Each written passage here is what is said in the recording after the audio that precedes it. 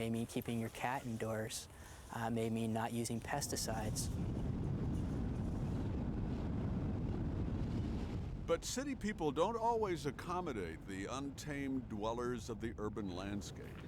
And the Audubon Society Wildlife Care Center is among the agencies that see firsthand the impact of such neglect. Where did the thermoscope go?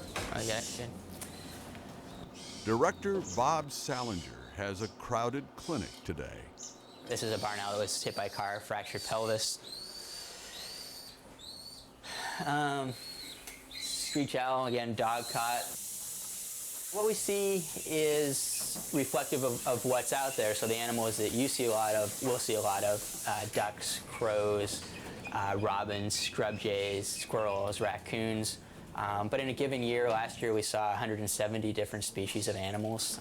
We've had albatrosses through, and black bears, and gray foxes. I know, you're just a little baby Cooper sock. This bird smacked into a window in downtown Vancouver, Washington. And there we go. Basically suffered a concussion. I think it will start feeding on its own, so this is just basically enough to jump-start it and give it a little bit of energy. Sometimes with birds, you just get a little bit of a taste in their mouth and suddenly they figure it out. And that's what I'm hoping will happen here. They were born this spring, so they've just had a couple of months to really learn how to be birds at this point. The bird will see a window as open space and go right through it. So a little decal or something like that on the window a lot of times will prevent injuries. Sometimes just strategically locating your feeders so they're not right in front of your window, so they're off to the side so you can still see them, but the birds won't come right off the backside into a window will do it. This bird's somewhat larger, probably a female. Every day, a stream of new patients is admitted to the Wildlife Care Center. This is another chickadee. But 40 to 50% of the patients are likely to die. Cats account for most of the fatalities. This chickadee will probably be among the unlucky. Still, nature seems to give even the tiniest creatures a certain resilience, and many a chickadee bounces back. I'm checking for broken bones in the wings. If you look real closely, you can see a little bit of bruising in there. I don't know if you can... So he may have been caught by a cat. My suspicion is he was pounced on. He's definitely bruised up. I don't see any puncture wounds, but a lot of times puncture wounds are not obvious on small birds. Cats are really death on small birds. They really do a number on them. These bones are broken right here. Predatory pets and urban accidents are only part of the increasingly rough prospects for metropolitan wildlife. Add target shooting to the list of threats. This is the rest of the x-ray from his body. Those are shotgun pellets. People are still shooting birds' prey. I know, it's pretty amazing. You know, I don't understand it, but they still do it. These birds are real easy to shoot, you know. They just sit in a tree or they'll soar in the sky and they move very slowly, except when they're going to make a kill. Stanley Held is a zookeeper who operated a raptor recovery program in the mid-90s. Okay, let's just cover her head, and if you would grab. You got him? This is an adult red-tailed hawk, and the injury that this bird came with on his left wing, what we would call a wrist joint, and these two bones are broken right here. This is an antibiotic cleanser in here, and we just keep it clean because this one is granulating over really nicely with fresh tissue. The Audubon Society Wildlife Care Center conducts the most extensive raptor recovery program in the metro area. But Stanley Held's raptor recovery work ended for lack of sufficient funding for this labor-intensive work. And then the talons are their weapon, and their beaks are made for ripping flesh. So as long as you stay away from the point of the beak, it's real easy to just hold their mouths open. And sometimes we have to do that. We have to put fluids in them orally. We have to put a stomach tube down into them. And we do this. To watch Held work is to understand the commitment required to return a hawk or an owl to the wild.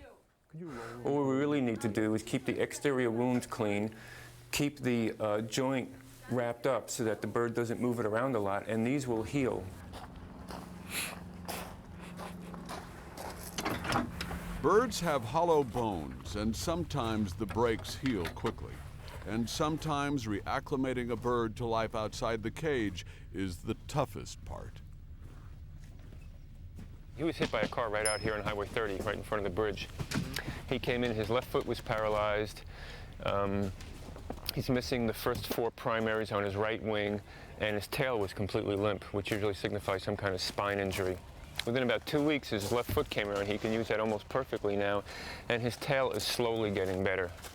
A flight cage, this one is 96 feet long, is sometimes the final stop before freedom.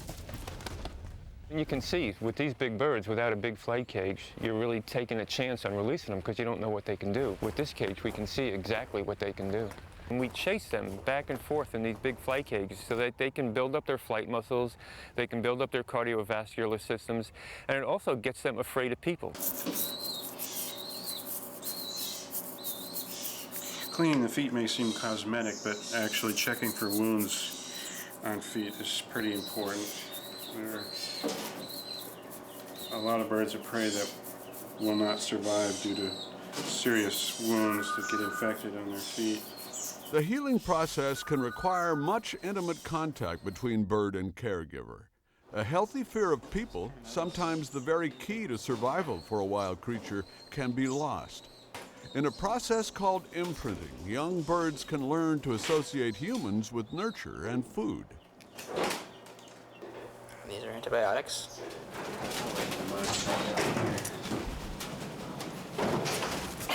I hope you got that. Still, these birds' final capture on the very brink of release is undoubtedly a major stressor. It's a fat bird. Feather condition's really nice. Gentle as this final human interaction is, it still contributes to a healthy fear of humans. This is actually a second-year bird. This guy's getting his red tail in. Bob Salinger and his Audubon Wildlife Care Center team prepare to usher another set of red-tailed hawks back to the wild. Now they got to make it on their own. They've had it easy so far. They've had food in a cage and a contained space to live in. No predators, easy prey. Now they have to do it themselves. These are young birds, and this is optimal territory. It doesn't get much better than this. And so this territory is probably occupied by someone a lot bigger and stronger and more used to being out here than they are. I know. Let's get those wings in a little bit so that we don't. Okay. And there you go. You want to put your hand right behind those wings. So you good? You ready? Have a good life.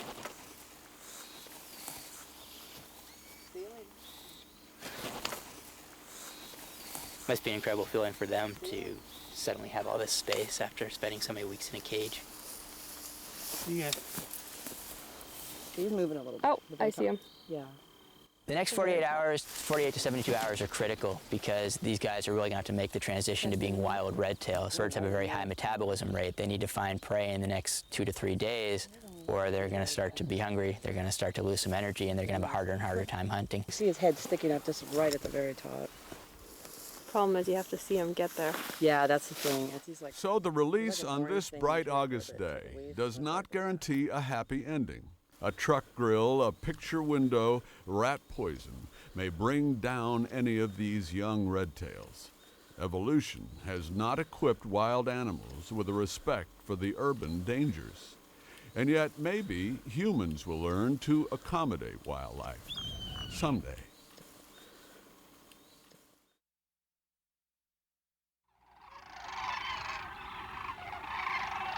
It is just after sunup, 6:30 in the morning, somewhere on the marshy cattle ranch land south of Burns.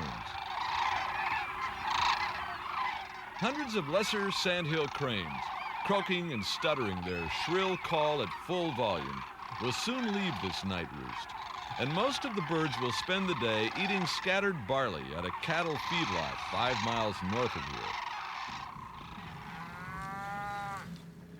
That feedlot was very quiet by comparison an hour before dawn. And while those noisy cranes were dozing on the marsh, Jeff Keller and federal biologist Gary Ivey were here to plant microphones. Jeff Keller is an expert at recording bird calls. His recordings are regularly archived and highly valued at